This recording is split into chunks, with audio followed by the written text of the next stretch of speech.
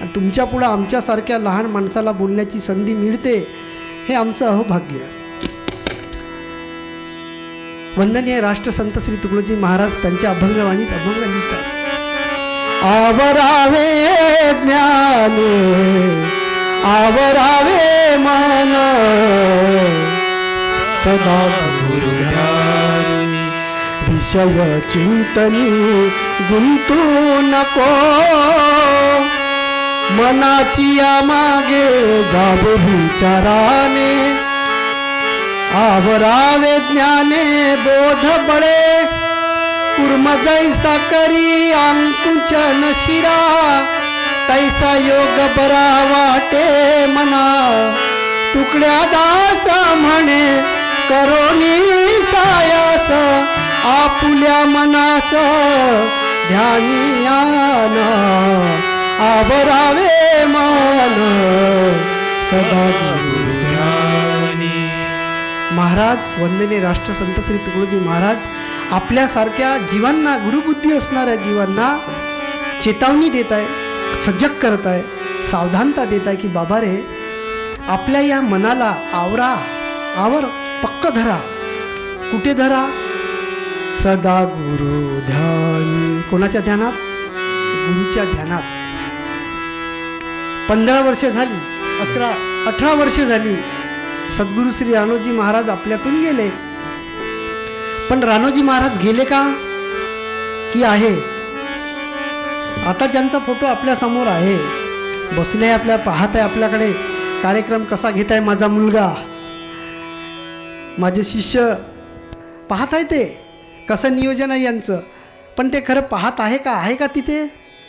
देहाने गेले, पण तुम्ही म्हणता का ते नाही, ते गेले म्हणून? नाही, मला नाही वाटत नाही गेले म्हणून. आहे, ते आहे, आत्ता आपल्यात आहे.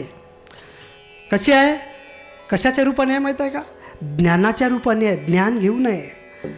ज्ञान घेऊन देहाने गेले, पण त्यांच्या ज्ञानाचा प्रचार, त्यांच्या ज्ञानाचा प्रभाव, त्यांचं जीवन ते आपल्यासाठी सोडून गेले आणि ते सांगून गेले आपल्याला. मी बघितलं एकदा आमच्या तुळशीराम भाऊंच्या संबंधाने, संपर्काने त्यांच्याशी आम्हाला सत्संग करता आला. त्यांचं जगणं, वागणं, बोलणं आम्हाला माहीत होतं. माणूस पाहिल्याबरोबरच दिसते काय ते, जास्त पाहायची गरज नाही आहे. संत चालत असताना, बोलत असताना ते नुसते बसले तरी लक्षात येते संत आहेत म्हणून. आपल्यासारख्या लोकांना ओळखायला वेळ लागते. आपण सामान्य माणसं, पटकन ओळखू येते. आपण बोललो तरी ओळखू येते. पण संत जे आहेत ना, ते शांत असतात, धीर गंभीर असतात. ते आपल्याला सांगून गेले, आवरावे मन सदा गुरुध्यानी. आपलं मन गुरुच्या चरणावर सदोदित एकाग्र असलं पाहिजे. याचा अर्थ असा बाप, न होत गुरुची पूजा गुरुशी गंध लावून, न होत गुरुची पूजा गुरुशी माड घालून, पूजा होत असे वचनी त्यांची भावना, मग तसाच वागशी नेमाने जरी पान जाई लक्षणा.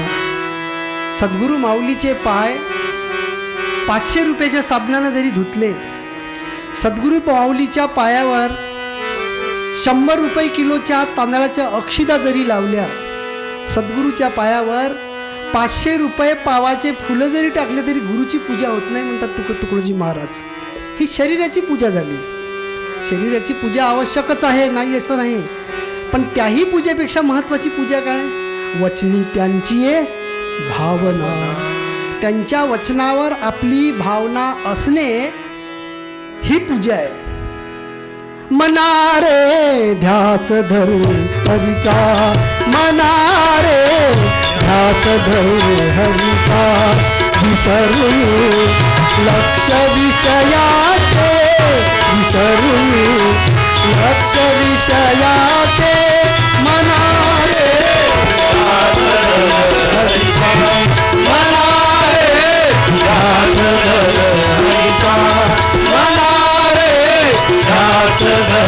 हरीचा, महाराजांचं भजन आहे. मनारे ध्यास धर हरीचा, हरीचा गुरुचा ध्यास धर. पण कसा धर? विसरून लक्ष विषयाचे, प्रपंची कोण सुखी झाला न दिसला ऐकिला. ऐकलं का आपण? प्रपंचात राहून म्हणजे नाना तऱ्हेचे विषय भोग भोगून नाना तऱ्हेच्या उपभोगामध्ये भौतिक सुखामध्ये रममान होणाऱ्या माणसाला सुख कधी मिळालं का प्रश्न विचारत आहे. प्रपंची कोण सुखी झाले सांगा म्हणजे महाराज कोण झालं सुखी. म्हणून मनारे ध्यास धरे हरीचा. ध्यास धरायला सांगितलं गुरुचा, पण आपण ध्यास धरत नाही. आवरावे मन सदा गुरु ध्यानी. काढली पकड. आवरावे मन सदा गुरु ध्यानी. गुरुच्या चिंतनामध्ये, गुरुच्या ज्ञानामध्ये, गुरुच्या उपदेशामध्ये आपलं मन सदा न कदा जर राहत असेल बाप हो, तर त्याचं नाव आहे शिष्य, त्याचं नाव आहे गुरुभक्त. नाही, मंदिर आहे आपल्याकडे जगदंबा मातेचं. काय नाव आहे? जगदंबा, जगदाची अंबा. मी त्याच अंबेच्या पोटी जन्मास आलो. तुम्ही आले का? हो की नाही?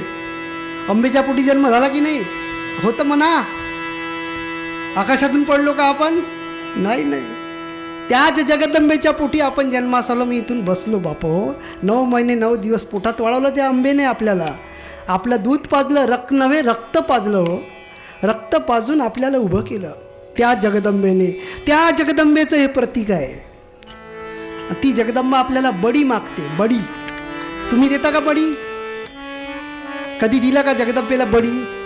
तो बडी नव्हे 2 पायाचा 4 पायाचा. त्याच्यावर आपला अधिकारच नाही आहे. आपल्या अधिकारातच नाही बसत ते. का अधिकार आहे बाप? 2 पायाच्या 4 पायाच्या प्राण्यावर आपला का अधिकार आहे? देव मागते ते बडी नाही. तो बडी नाही पाहिजे म्हणते. नाही, कोणता बडी पाहिजे म्हणते? अनादि निर्गुण प्रगटली भवानी. कोणती? अनादि निर्गुण. अनादि आहे जी भवानी, ती प्रगटली. कुठे प्रगटली? अंतःकरणामध्ये.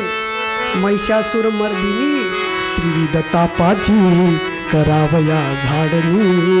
कोणत्या तापाची? 3 तापाची. आध्यात्मिक ताप, आदिभौतिक ताप, आदिदैविक ताप. या 3 तापाने आपण सगळे लोक होरपडलेले हो बापो. आपल्या मनाने होरपडलो, घरच्यांनी होरपडलो आणि निसर्गाने होरपडलो. 3ही तापाने होरपडून आपण. या 3ही तापापासून, त्रिविध तापापासून दूर करण्याचं ज्ञान कोणाकडे आहे? जगदंबेकडे आहे. त्रिविध तापाची करावया झाडणी. झाडणी करासाठी आहे. कोण आहे? ती जगदंबा. आता ती जगदंबा माता आमच्या मंदिरात बसली आहे. आता मला ते तर मंदिर दिसतच आहे, पण इथं सगळेच मंदिरं दिसत आहे बसलेले. आणि या सगळ्या मंदिरामध्ये मला जगदंबा बसलेली दिसत आहे. याही मंदिरात जगदंबा आहे, याही मंदिरात जगदंबा आहे. तुम्हाला दिसते की नाही माहिती आहे? कधी दिसली का? दिसली असती तर हे कीर्तन मांडव घालायची गरजच पडली नसती. दिसते बाप. पण आवरावे मन. मन जेव्हा सद्गुरूच्या चरणावर आवरून धरू तेव्हा इथून जगदंबा दिसते. अनादि निर्गुण ही प्रगटली अंतःकरणात आहे भवानी. निवृत्ती, तिचं नाव काय? त्या भवानीचं नाव काय बापो? प्रवृत्ती नाही, निवृत्ती. त्या निवृत्ती रूपी निर्गुण भवानी प्रत्येकाच्या अंतःकरणात बसलेली आहे. पण तिच्या समोर एक राक्षस आहे. त्या राक्षसाचं नाव काय? महिषासूर, म्हणजेच मन. कोणता राक्षस आहे? मन. आणि त्या जगदंबेने त्या महिषासुराला डोक्यावर धरला का पायाखाली धरला? कुठे आहे? त्याच्या नरडीवर पाय दिलाय तिने. नरडीवर असं पाय दिला आहे. हातामध्ये काय? त्रिशूल आहे. मागे काय आहे? वाघ आहे. तुमच्याही मागे वाघ आहे, माझ्याही मागे आहे. तुमच्या हातात त्रिशूल आहे पाप हो. तुमच्याही हातामध्ये चक्र आहे. कोणाकोणाला दिसलं सांगा बरं? वाघ दिसला आहे? पहा जरा मागं फिरून पहा, अंतःकरणात झाकून पहा. इथंच वाघ आहे, सिंह आहे, तिथंच चक्र आहे, इथं त्रिशूल आहे.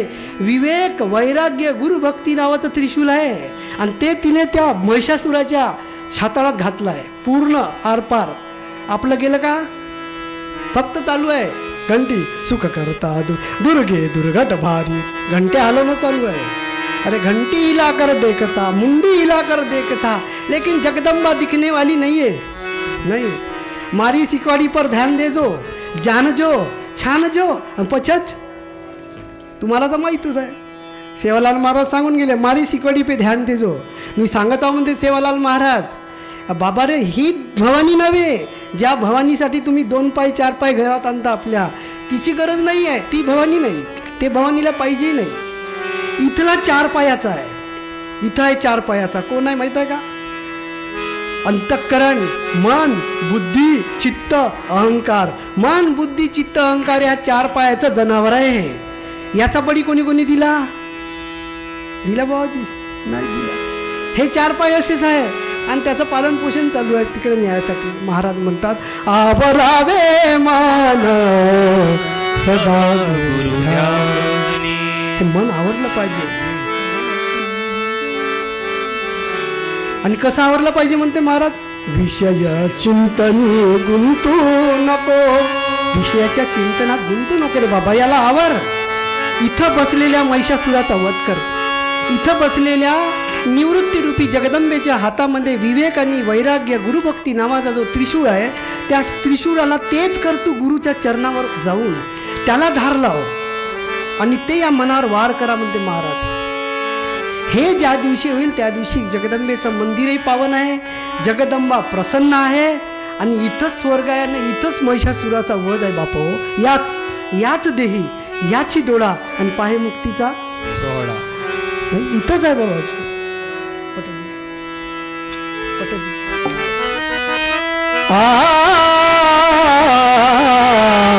करोनी अभ्यास मन घ्यावे हाती. करोनी अभ्यास मन घ्यावे हाती. करोनी अभ्यास मन घ्यावे हाती. करोनी अभ्यास मन घ्यावे हाती.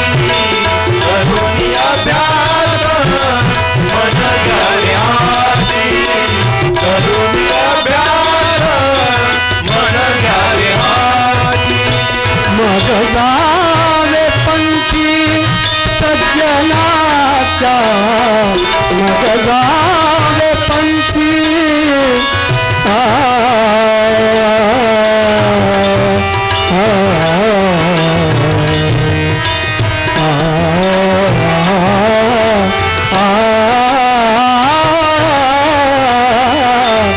मग जावे पंथी सज्जनाचा. सज्जनाचा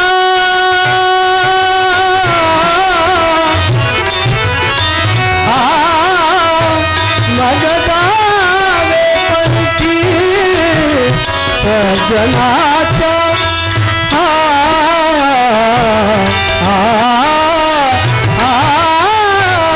मग जावे पंथी सज्जनाचा.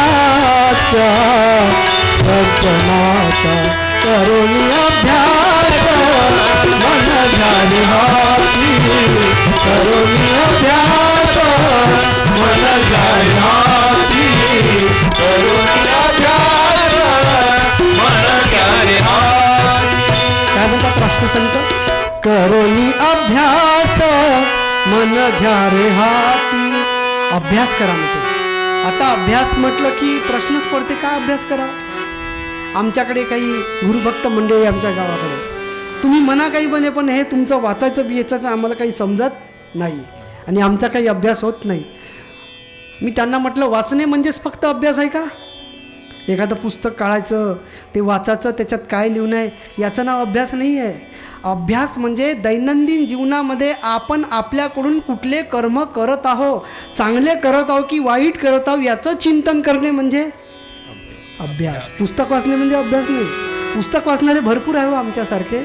मला 353 साख्या पाठ आहे, मला 20-25 राग येते, मला तबला वाजवता येतो, मला पेठी वाजवता येते, मला ज्ञानेश्वरी ज्यावया पाठ आहे, मला दासबोधात याव्या, म्हणून मी अभ्यासू आहो का? हे वाचिक अभ्यास आहे, पोपटपंची आहे, याला अभ्यास नाही म्हणत. अभ्यासाची मुळात व्याख्या काय आहे?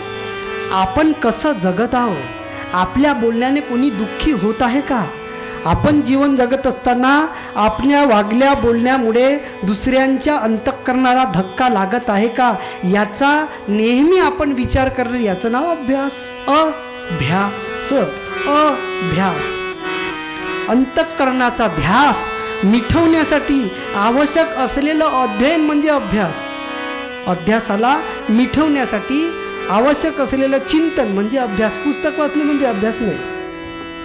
अभ्यासाची व्याख्या वेगळी आहे. खूप अभंग पाठ आहे, खूप ग्रंथपाठ आहे, खूप चांगलं बोलता येते, याचा नाव अभ्यास नाही. अभ्यासाचा अर्थ मी कसा जगत आहो.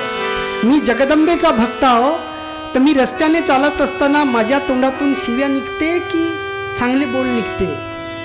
मी जगदंबेचा भक्त आहो तर मी जीवन जगत असताना लोकांकडून पैसा माझ्याकडे येत आहे तर तो पापाचा येत आहे की पुण्याचा येत आहे. मी पाप करून पैसा कमवत आहो की मी पुण्य करून पैसा कमवत आहो, याचा अभ्यास झाला पाहिजे भक्त लोकांचा. आता आपल्याला भक्ताचा विचार करायचा, अभक्ताचा नाही.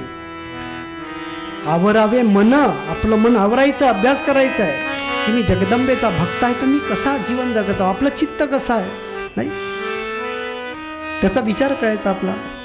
चित्त ओढावे अंतरी, चित्त ओढावे अंतरी, चित्त ओढावे अंतरी, चित्त ओढावे अंतरी, चित्त ओढावे अंतरी, चित्त ओढावे अंतरी.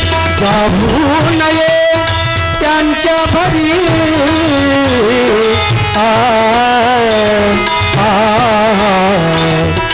जाऊ नये त्यांच्या भरी, जाऊ नये त्यांच्या भरी. हाची साधकांचा धर्म, हाची साधकांचा धर्म,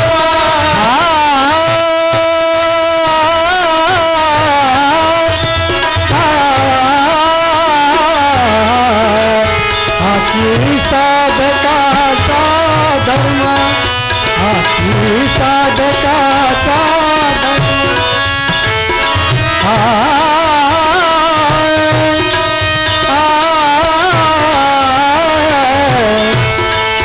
आचरावे नित्य कर्म, आचरावे नित्य कर्म, आचरावे नित्य कर्म, नित्य कर्म, नित्य कर्म.